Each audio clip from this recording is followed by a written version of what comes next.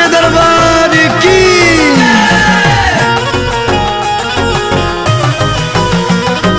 जय जय जय जय जय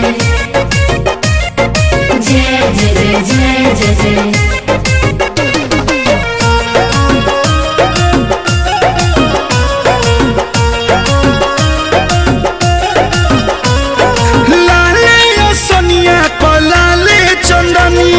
चलो मिली जुली सजावल जाऊ धनिया।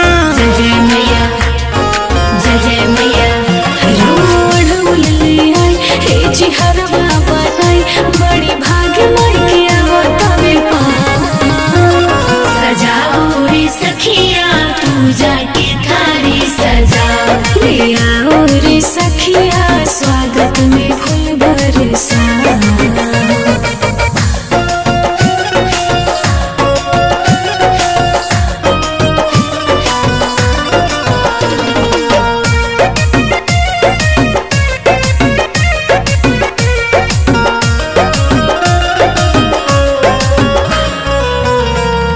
चरण पखारे ला गंगा जी के पनिया करब सेवादारी खुश होई है महारानिया।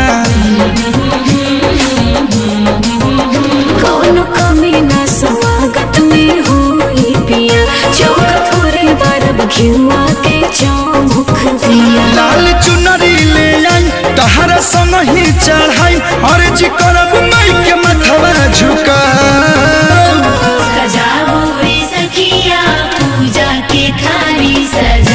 ले आओ रे सखिया स्वागत में फूल बरसा।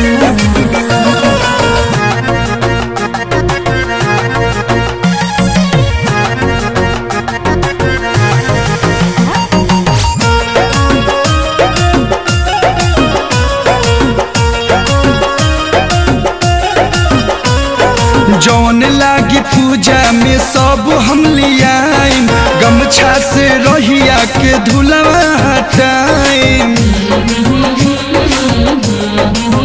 सब उनके देहल जवन बनल बा माई के भक्ति में मनवा तारा मनवा। पवन कालू के बोलाई माई के पचरा गाई सबसे कहे मिल के ताली बजाओ।